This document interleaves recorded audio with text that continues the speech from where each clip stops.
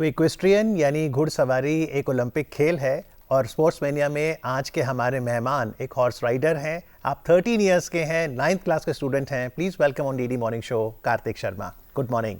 Good morning. Good morning. Good morning. नमस्ते। मेरा नाम कार्तिक शर्मा है और मैं 13 साल का हूँ और मैंने जो खेल चुना है वो घुड़सवारी है। मैं गुड़गांव हरियाणा का रहने वाला हूँ।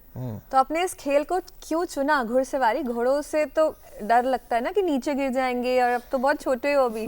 तो शुरुआत में मैं और मेरी बहन हमारे पापा के साथ जाते थे क्योंकि मेरे पापा पहले हॉर्स राइडिंग करते थे। फिर मतलब एक दिन मैं उस पर बैठा तो मेरे को लगा कि हाँ ये मतलब करना है ये। तो फिर मतलब पहले तो मज़े के लिए शुरू करा था क्योंकि पहले मैं क्रिकेट और बास्केटबॉल खेलता था। फिर मेरे को लगा कि मतलब एज अ हॉबी इसको करूँगा। फिर धीरे धीरे जब compete करा नेशनल्स, फिर थोड़े इंटरनेशनल्स, तो फिर लगा कि हाँ ये प्रोफेशन भी हो सकता है। जी, इस प्रोफेशन में अगर आप आना चाहते हैं तो आप इस खेल को भी समझें। अब इक्वेस्ट्रियन में अलग अलग इवेंट्स हैं, जैसे कि शो जंपिंग, ड्रेसाज, इवेंटिंग, एक एक करके समझते हैं। शो जंपिंग क्या है? शो जंपिंग में बेसिकली 12 फेंसेस होते हैं। तो वो फेंसेस मतलब हाइट डिपेंड करता है आप कौन सी कैटेगरी में खेल रहे हो। Okay. तो जैसे चिल्ड्रन 3 होता है सबसे छोटे बच्चों के लिए, चिल्ड्रन 2 होता है जैसे 10 से 12 साल के बच्चों के लिए। तो मैं अभी हूँ चिल्ड्रन 1 में, जो 13 से 15 इयर्स तक होता है। फिर 15 से 17 जूनियर होता है। तो वो हाइट डिपेंड करती है उसके ऊपर। तो जैसे मैं जो खेलता हूँ उसकी हाइट है 1 मीटर और 105 सेंटीमीटर। 1 metre 5 centimetres. यस। तो ओके। किस तरह तैयारी होती है आपकी इवेंट्स के लिए? मल्टीपल इवेंट्स आपने बताया, आप अपने आप को ट्रेन कैसे करते हो और हॉर्स की ट्रेनिंग कैसे होती है? तो जो हॉर्स की ट्रेनिंग होती है वो बेसिकली मैं तो अभी करता नहीं हूँ, जो हमारे कोचेस हैं, ट्रेनर्स हैं, वही करते हैं। मतलब जब घोड़ा 2 साल का हो जाता है तब उसको पहली बार मतलब उसके ऊपर सैडल रखी जाती है। फिर शुरुआत में जब वो मतलब बहुत छोटे होते हैं तो वो अपने जो मदर है कुछ तो वैसे ट्रेन अपने मदर के पीछे छोड़ देते हैं और जो ट्रेनर होता है मदर के ऊपर बैठता है। तो फिर वो पीछे पीछे से राउंड काटते हैं। और जैसे फिर 2 साल के बाद जब वो हो जाते हैं तो फिर उसको एक रोप होती है, लंजिंग कहते हैं उसे। तो वैसे शुरुआत करते हैं, फिर उसके ऊपर थोड़े वेट रखते हैं, फिर खुद बैठ। जी, और तस्वीर में हम देख रहे हैं कि कार्तिक राइडर तो दिखते ही हैं, साथ ही उनके घोड़े। तो क्या नाम है आपके हॉर्स का? मेरे पास 2 हॉर्सेज हैं। एक है बरकोना जेड जो नीदरलैंड्स में बॉर्न हुई थी। फिर उसका जो सेकंड ओनर था वो था जर्मनी में। फिर जर्मनी से इंडिया आई थी। फिर जब वो इंडिया लैंड करी थी तब हमने उसको परचेज तो करा था। बाहर के घोड़े इंडिया आ सकते हैं? हाँ। इंडिया के घोड़े बाहर नहीं जा इंडिया सकते? के घोड़े बाहर नहीं जाते। और जैसे मान लो कोई कंपटीशन है बाहर जैसे बड़े लेवल का, तो जो EFI है, इक्वेस्ट्रियन फेडरेशन ऑफ इंडिया, तो ये सब कुछ ऑर्गेनाइज करती है आपके लिए। तो अगर इक्वेस्ट्रियन फेडरेशन ऑफ इंडिया ने मान लीजिए शो जंपिंग का इवेंट किया और जैसा आपने बोला कि अब एक हाइट पे आपको फेंसेस टापने हैं, हाँ। तो कार्तिक तो राइड कर रहे हैं, आप घोड़े को कम्युनिकेट कैसे करते हैं कि अब जंप लेनी है? वो सब कुछ लेग्स से होता है। अच्छा, जैसे आपने राइट लेग मारा तो राइट जंप? नहीं, मतलब जैसे आपने लेफ्ट खींचा तो वो लेफ्ट जाएगा, तो आपको राइट वाला पाँव लगाना पड़ेगा। ओह, तो लेफ्ट से आपने खींचा और पांव राइट लगाया तो हाँ, वो तो लेफ्ट जाएगा। जैसे आपको लेफ्ट टर्न ऐसे करना है तो आप राइट लेग लगा के रखोगे। और अगर नहीं माना, घोड़ा नहीं माना कार्तिक का, तो फिर वो तो अब उसकी मर्जी है। पेनल्टी? अच्छा। तो कार्तिक, ये जो पार्टनरशिप है, ये जो तालमेल है घोड़े के साथ, ये आप किस प्रकार से करते हो? आप टाइम स्पेंड करते हो घोड़े के साथ? बॉन्ड, बेसिकली जो बॉन्ड होता है जैसे घोड़ों के बीच में, आप जैसे घोड़ों को जो फीड मिलती है तो वो खाते हैं, लेकिन आप उनको कुछ एक्स्ट्रा ट्रीट्स दो, जैसे कि गुड़, चने, एप्पल, कुछ भी जो भी आपके घोड़ों को पसंद आता है तो वो उनको दो, तो एक बॉन्ड बनता है। फिर उनको नहलाओ, उनकी मालिश करो और सब कुछ सामान वगैरह लगाओ तो एक बॉन्ड बन जाता है। तो ये बॉन्ड तो बन गया, लेकिन फिर भी वो डर तो रहता होगा कि अगर मैं कभी गिर जाऊं तो? वो तो डर खोलना ही पड़ता है सबको।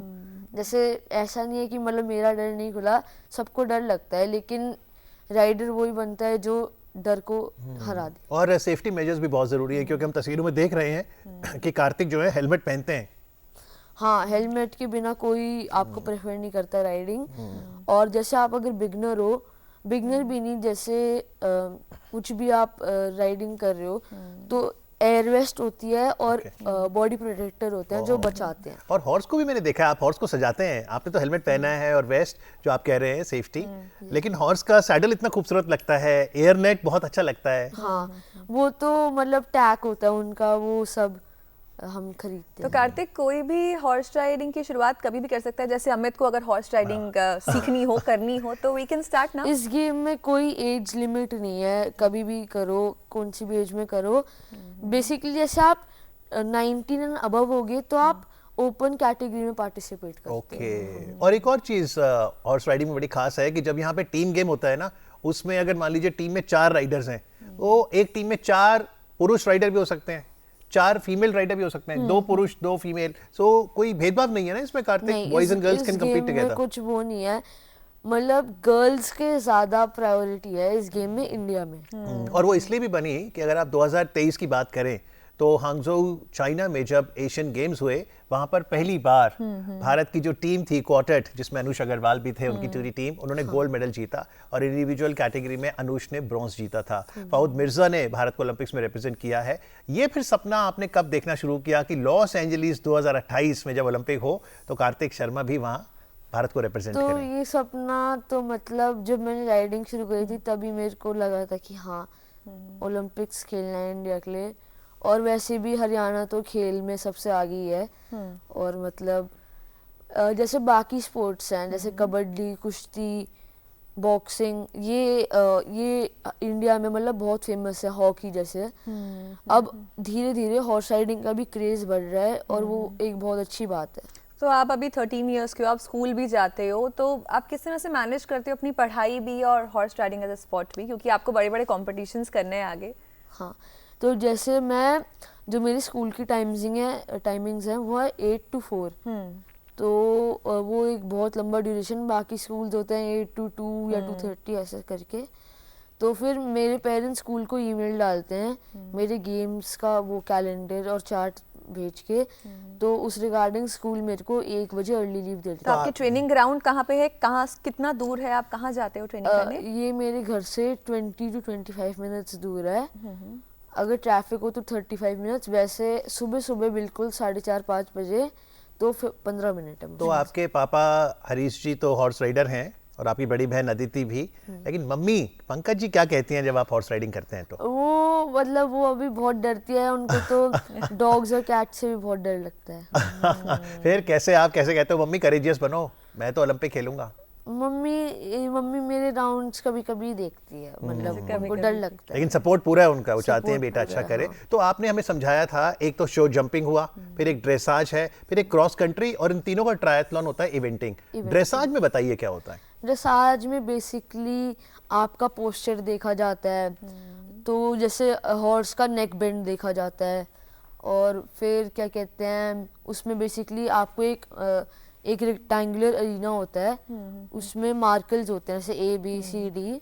तो आपको जहाँ पे बोला जैसे B पे सर्कल तो B पे सर्कल, तो वो आपको सर्कल की वो देंगे विड्थ की 20 मीटर ऐसे होना चाहिए, ऐसे होता है। Okay, और कुछ ऐसे इवेंट्स भी हैं हमें जो पहले के टाइम से लिए गए हैं, जैसे पहले टेंट लगाया जाता था, तो आज भी कोई ऐसे इवेंट तो है? बेसिकली जब किंग्स रूल करते थे, जब महाराजा का टाइम था, तो उस टाइम पे जो एक गेम अभी बना है, मतलब बहुत पहले से है, वो टेंट पेगिंग उसको बोलते हैं। Okay.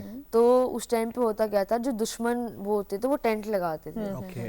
तो जो मतलब अपोजिट टीम होती थी वो लेती थी भाला। Okay. तो भाला से जो वो टेंट का वो होता है, टेंट को प्लग करते थे, उठा के फेंक देते थे घोड़े के ऊपर। लेकिन मुझे बताइए, शो जंपिंग मुश्किल लगती है कि आपको जंप करना है, चलो हो जाएगी। ड्रेसाज है कि आपने मूव्स दिखाने हैं, लेकिन जब आप ट्रायथलॉन करते हैं, यानी 3 इवेंट एक साथ, उसमें भी क्रॉस कंट्री जो कि कई किलोमीटर्स हो सकती है, कई दिनों तक, वो फिर ट्रायथलॉन तो काफी चैलेंजिंग है। हाँ, वो क्रॉस कंट्री मेरे को सबसे मतलब सबसे हार्ड इसमें ड्रेसाज है, वो सबसे इजी लगता है। अच्छा। लेकिन उसमें बहुत जान लगती है आपकी। अच्छा। और क्रॉस कंट्री में बेसिकली जैसे जंगल के बीच में जंप्स होते हैं, जैसे लकड़ी को मतलब सिर्फ लकड़ी घेर दी, उसके ऊपर से कुदाना है, फिर ब्रश के ऊपर से कुदाना है, फिर उसके बाद सबसे हार्ड होता है मेरे को जो लगता है पर्सनली वाटर जंप। तो जैसे एक हाइट से आप अपने घोड़े को नीचे कुदा रहे हो और वहाँ पे पूरा वाटर है, तो घोड़ा अपनी वाटर में रिफ्लेक्शन देख के हल्का सा डरता है। ओके, लेकिन घोड़ा खाता क्या है? आपका घोड़ा क्या हाँ, लाइक करता है? तो वो उनको एक फीड मिलती है हिमालयन की, उसमें सारे प्रोटीन सोर्सेज होते हैं, जैसे गुड़ भी मिला होता है हल्का हल्का, कॉर्न, गाजर, ऐसे वाटरमेलन और एप्पल भी मिलते हैं। हाँ तो नहीं, वो कार्तिक, तो हाँ, फीड में नहीं होते, फिर फीड वो आप उनको ट्रीट की तरह देते हो। हाँ। तो कार्तिक, जब बड़े बड़े कॉम्पिटिशन्स होते हैं, आपने नेशनल इंटरनेशनल लेवल के कॉम्पिटिशन्स खेले हैं जहाँ पे आपने मेडल्स भी जीते हैं, आप अपने आप को तैयार किस तरह से करते हो कॉम्पिटिशन्स के लिए? तो इसमें तो मेन की प्रैक्टिस है। तो जिस तरीके से आप प्रैक्टिस करो, आप हार्ड प्रैक्टिस करोगे तो आप उतना निखर के आओगे। ऐसी जी। ये जो आपने क्रॉस कंट्री बताया, ये तो शायद कई किलोमीटर्स, कई दिन होता है, लेकिन शो जंपिंग की ड्यूरेशन क्या रहती है? मतलब बेसिकली जो अभी मैं compete कर रहा हूँ उसमें 45 सेकेंड्स। बहुत कम। इतना तैयारी इतने साल करो और 45 सेकंड में आपको अपना हुनर दिखाना है। और मार्किंग किस प्रकार से होती है? तो बेसिकली जैसे मैंने बताया 10 to 12 जंप्स रहती है मोस्टली। तो अगर जैसे मान लो जो पोल होता है फेंसिस के ऊपर वो ड्रॉप हो गया, तो एक पोल ड्रॉप 4 पेनल्टीज, सेकंड पोल ड्रॉप 8 पेनल्टीज, ऐसे करके। और आप एलिमिनेट 2 तरीके से हो सकते हो। अगर या तो आप गिर जाओ तो वो एलिमिनेशन होता है, और अगर जैसे आपका घोड़ा रिफ्यूज कर दे तो वो एक बार चलेगा, दूसरी बार एलिमिनेट। ओके, और जीतता वो है जो शो जंपिंग में 45 सेकंड में सारे फेंसेस टाप जाए कम से कम समय में, मतलब विदाउट टाइम पेनल्टीज। उसके बाद जजेस के ऊपर होता है, जैसे 10 से 12 जंप्स होती हैं, तो वो आपको 5 या 6 जंप्स देंगे, लेकिन उसमें आपको शॉर्टकट्स और फास्ट भगाना है घोड़े को। ओके, और टीम इवेंट में अगर 4 लोग खेल रहे हैं तो बेस्ट ऑफ 3। बेस्ट ऑफ 3 है। Okay okay, very nice. तो अब आपको क्या लगता है, जैसे आपने कहा क्रिकेट है, फुटबॉल, टेनिस, इन खेलों के बारे में हम बहुत सुनते हैं, भारत में आपको क्या लगता है भविष्य में इक्वेस्टेरियन स्पोर्ट किस दिशा में जा रहा है?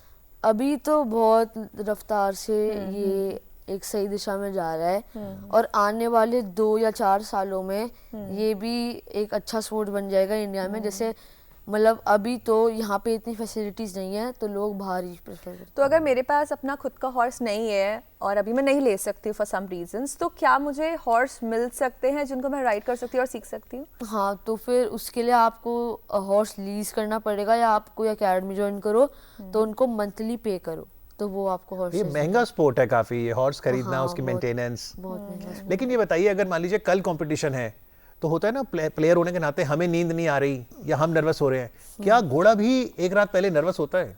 ऐसा घोड़ा तो नर्वस नहीं होता, लेकिन जब आप नर्वस हो तो कहते हैं आपकी स्पाइन और जो घोड़े की स्पाइन है वो कनेक्टेड रहती है। तो आप जो सोचते हो वो घोड़ा तो सोचता आप भी है। नीचे देखोगे तो घोड़ा भी नीचे देखने लगेगा। हाँ, तो घोड़े की स्पाइन, आपकी स्पाइन, यानी 2 लोग हैं लेकिन एक अच्छी बॉन्डिंग, अच्छी रिलेशनशिप, एक अच्छी पार्टनरशिप, तालमेल। हाँ। आई थिंक कहीं ना कहीं हम ये एक हार्मनी भी दिखा रहे हैं, कोएग्जिस्टेंस बिटवीन स्पीशीज।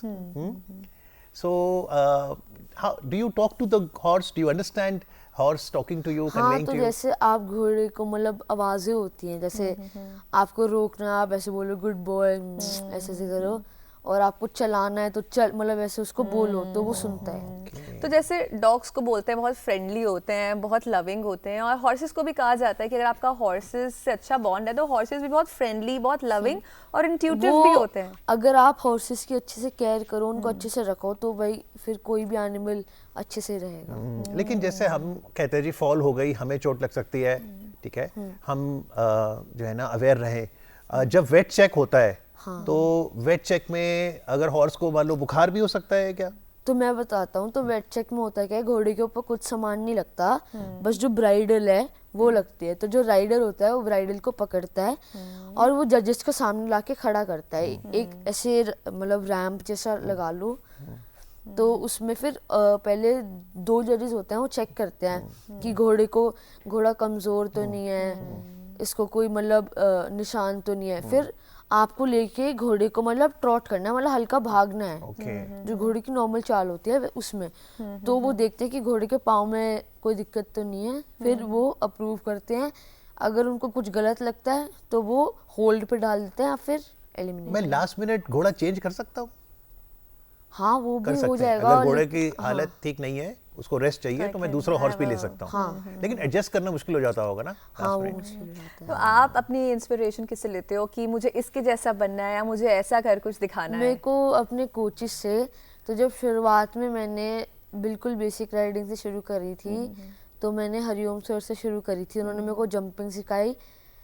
तो जो मैंने 2022 का नेशनल्स उन्हीं के साथ खेला था और 2023 का भी, 2024 का भी। इस साल मेरी जो कोच है वो है राजपाल सर, कैप्टन राजपाल सिंह। तो अभी मैं करंटली उनके साथ ट्रेन कर रहा हूँ। जी, हरिओम जी और राजपाल जी, जितने भी कोचेज हैं उनको तो हम थैंक यू कहेंगे, लेकिन आप अपनी बड़ी दीदी अदिति को क्या कहेंगे, क्योंकि वो खुद भी हॉर्स राइड करती है। Is she your biggest critic? Does she also guide you?